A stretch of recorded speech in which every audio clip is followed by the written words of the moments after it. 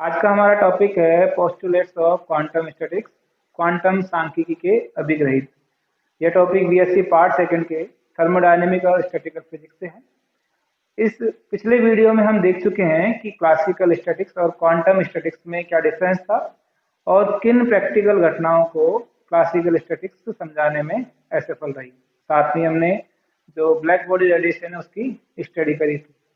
अब इम्पोर्टेंट बात यह है कि यदि आप क्वांटम स्टैटिक्स पढ़ रहे हैं तो उसकी अवधारणाएं क्या क्या है, वो किस पर बेस है, तो उनका आज हम अध्ययन करेंगे कि क्या अवधारणाएं मानी गई है। पहली अवधारणा ये मानी गई कि क्वांटम सांख्यिकी में किसी भी कण, तंत्र या निकाय को व्यक्त करने के लिए एक अवस्था फलन या तरंग फलन की कल्पना की गई। एक अवस्था फलन माना गया, स्टेट फंक्शन, जिसके द्वारा क्या डिस्क्राइब कर सकते हैं आप किसी कण, निकाय या तंत्र की अवस्था को व्यक्त कर सकते हैं और इसको रिप्रेजेंट किया गया साई आर टी। किससे रिप्रेजेंट किया गया? साई आर टी से। तो यहाँ स्पष्ट है साई किस किस का फलन है, आर स्थिति का फलन है और टी टाइम का फलन, समय का फलन। ठीक है, अब इसमें भी कई इंपॉर्टेंट टॉपिक है कि अवस्था फलन किस तरह का होना चाहिए। तो पहला पॉइंट क्या है कि जरूरी नहीं है किसी भी सिस्टम के लिए जो आपका अवस्था फलन है वो वास्तविक हो। यह है सम्मिश्र, इट मीन्स कॉम्प्लेक्स भी हो सकता है। ये जरूरी नहीं है कि हमेशा वास्तविक। ठीक है, दूसरा, अवस्था फलन साई आर टी एक मानी, इट मीन सिंगल वैल्यू, परिमित मतलब फाइनाइट, तथा सतत होना चाहिए, कंटिन्यूस होना चाहिए।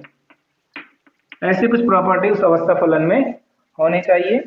तीसरा, कि किसी कण के किसी निकाय में या सिस्टम में पाए जाने की प्रायिकता को कैसे कैलकुलेट करेंगे, उसके लिए P equal to psi R T whole square equal to psi star R T psi R T, ये फॉर्मूला दिया गया जो कि प्रायिकता को व्यक्त कर रहा है। अब नॉर्मलाइजेशन कंडीशन की बात करें, इट मीन्स प्रसामान्यीकृत कंडीशन की बात करें, तो उस अवस्था में साई आर टी स्क्वायर या फिर यूं कहें कि psi star psi D tau equal to 1 होगा, जहां पर डी टो क्या है आपका आयतन अल्पांश।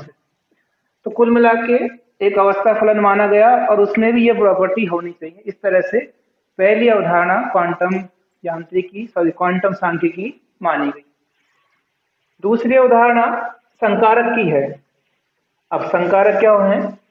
संकारक आप फलन या युक्ति मान सकते हैं या एक प्रक्रिया मान सकते हैं जिसके द्वारा एक फलन से दूसरा फलन प्राप्त किया जाता है। दूसरी अवधारणा है ऑपरेटर की या संकारक की। जैसे आप मैथमेटिक्स में, फिजिक्स में पढ़ते हैं, डी अपॉन डी टी को रैंडमली आपने दिया और आपको e की पावर 2t, तो इट विल बी 2 e की पावर 2। तो यहाँ पर डी अपॉन डी टी क्या है? एज ए ऑपरेटर काम कर रहा है। ये कोई फलन है, इसको ऑपरेट किया तो आपको एक नया फलन मिल गया। यहाँ पर सेम फलन मिल रहा है। यदि ये कॉस टी है तो आपको साइन के रूप में मिलेगा, साइन है तो कॉस के रूप में मिलेगा। तो कुल मिला के ये कह सकते हैं कि एक ऑपरेटर है जिसको क्वांटम स्टैटिक्स में माना गया है। फॉर एग्जाम्पल बात करें, स्थिति सदिश मतलब प्रत्येक ऑब्जर्वेबल क्वांटिटी के संगत एक ऑपरेटर आपका होगा। ये क्या है? आपकी प्रेक्षणीय राशि है। अब जैसे स्थिति सदिश की बात करें आर वेक्टर, तो इसका संकारक आर वेक्टर होगा। रेखीय संवेग की बात करें, रेखीय संवेग पी वेक्टर, इसके संगत संकारक minus iota H cross del vector माना गया है। कोणीय संवेग की बात करें तो इसका मान J equal to R cross P, तो ये मान हो जाएगा R cross minus iota H cross del vector, और इसका भी मान हो जाएगा minus iota H cross R vector multiply by del vector. और इसी प्रकार गतिज ऊर्जा के लिए बात करें, E equal to P square upon 2m, ठीक है। तो P का मान क्या है, minus iota H cross del vector का होल स्क्वायर अपॉन 2m, तो it will be minus H का square del square upon 2m। तो ये कुछ वेक्टर्स हैं जो कि प्रत्येक प्रेक्षणीय राशि के संबंध पाए जाएंगे, ठीक है। अब इनकी भी इंपॉर्टेंट प्रॉपर्टी क्या है कि जो भी ऑपरेटर है वो हर्मिटी संकारक होंगे या हर्मिटी प्रॉपर्टी को शो करेंगे। क्या होंगे ये, हर्मिटी संकारक या हर्मिशियन ऑपरेटर होंगे। इसकी प्रॉपर्टी क्या होगी, psi1 star a psi2 D tau equal to a psi2 star psi1 D tau. यदि इस तरह का कोई ऑपरेटर है, यहाँ a ऑपरेटर है, psi1 क्या है, psi1 स्टार कोई फलन psi1 का कॉम्प्लेक्स है और psi2 दूसरा फलन है, तो यदि ये समीकरण संतुष्ट हो रही है तो वो ऑपरेटर क्या होंगे, हर्मिटी ऑपरेटर या हर्मिटी संकारक होंगे, ठीक है। तो दूसरी जो परिकल्पना थी वो ऑपरेटर की थी। तीसरी है आइगन समीकरण की। आइगन समीकरण क्या है, यदि इस तरह की आपको समीकरण प्राप्त हो कि a phi equal to small a phi, कि किसी ऑपरेटर को किसी फलन पे ऑपरेट किया और यदि वही फलन प्राप्त हो रहा है तो ये समीकरण क्या कहलाएगी, आइगन मान समीकरण। आइगन मान समीकरण जिसमें फाई क्या हो जाएगा आपका आइगन फलन,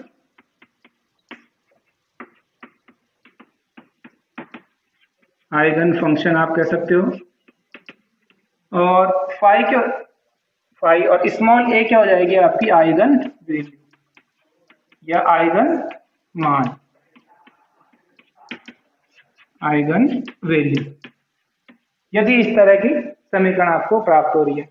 अब ये भी हो सकता है कि फलन आपके अलग अलग हों लेकिन जो आइगन मान है वो आपको एक जैसे प्राप्त हो रहे हैं। फॉर एग्जांपल कि a psi1 equal to a psi1, a psi2 equal to a psi2 और इसी तरह से। तो यदि a की आइगन मान के संगत, आइगन मान क्या है आपका स्मॉल है, a की आइगन मान के संगत आपको विभिन्न तरंग फलन या स्टेट फंक्शन प्राप्त हो रहे हैं तो वो प्रॉपर्टी क्या कहलाएगी आपकी अपभ्रष्टता या डिजनरेसी। क्या कहलाएगी वो, डिजनरेसी। और जितने फलन होंगे वो ऑर्डर ऑफ या डिग्री ऑफ डिजनरेसी होंगे या अपभ्रष्टता की कोटि होंगे, कितने फलन आपको एक आइगन मान के करस्पॉन्डिंग मिल रहे हैं, ठीक है। तो इस तरह बात हो गई तीसरे जो परिकल्पना है उसकी। चौथी परिकल्पना है प्रत्याशा मान या एक्सपेक्टेशन वैल्यू की, कि किसी भी गतीय चर के संगत कोई ऑपरेटर है, ठीक है, किसी भी डायनामिकल वेरिएबल या गतिकीय चर के संगत मान लिया ऑपरेटर ए है, तो उसकी एक्सपेक्टेशन वैल्यू क्या निकालना चाह रहे हैं हम, प्रत्याशा मान, एक्सपेक्टेशन वैल्यू। उसका फॉर्मूला दिया गया है इस तरह से औसत के रूप में, psi star a psi ditto upon psi star psi ditto, ठीक है। यहाँ से आप स्थिति का मान निकाल सकते हो, स्थिति का प्रत्याशा मान, संवेग का आप आगे के लेक्चर्स में देखें किस तरह से आप प्रत्याशा मान निकाल रहे हो, स्थिति संवेग ऊर्जा इनका मान निकाल रहे हैं। अब यदि ये नॉर्मलाइजेशन कंडीशन है या फिर प्रसामान्य कंडीशन है तो इसका मान 1 होगा, तो हम कह सकते हैं ए बार का मान Sai star a psi ditto प्राप्त होगा, ठीक है। तो ये तो बात हुई प्रत्याशा मान की। लास्ट हम कह सकते हैं पांचवा जो कि है कि आपका जो स्टेट फंक्शन है वो टाइम पे डिपेंडेंट कैसे है। अवस्था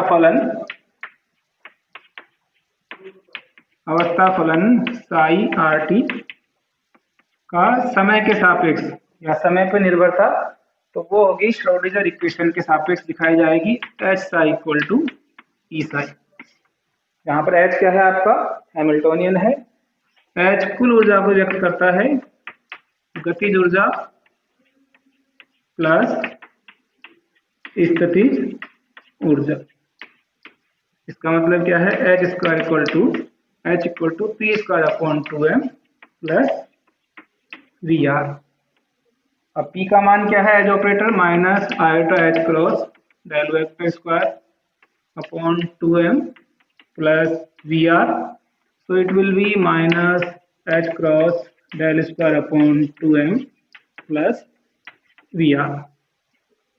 तो इसको एज खोल के या पूरे फंक्शन के रूप में लिखें तो it will be minus H cross upon 2m del square psi R T plus V R psi R T equal to E का ऑपरेटर या ई साई के रूप में आप लिख सकते हैं। ठीक है, तो ये बात हो गई आपकी Hamilton S psi equal to E psi के बारे में। तो कुल मिला के आपने जो अवस्था फलन का समय के सापेक्ष कैसे परिवर्तन होगा वो इस समीकरण के द्वारा ज्ञात कर सकते हैं। तो ये हुआ पांचवा अभिग्रहित या पांचवा पोस्टुलेट। तो इस प्रकार हमने आज की वीडियो में क्वांटम सांख्यिकी के जो अभिग्रहित हैं या पोस्टुलेट्स हैं या जिन पे क्वांटम सांख्यिकी आपकी मानी गई है उनके बारे में अध्ययन किया। नेक्स्ट वीडियो में हम देखेंगे कि इन्हीं के आधार पर क्या क्या क्वांटम सांख्यिकी में कौन कौन से पार्ट हैं और उनकी क्या क्या अवधारणाएं हैं। आज के लिए इतना ही, धन्यवाद।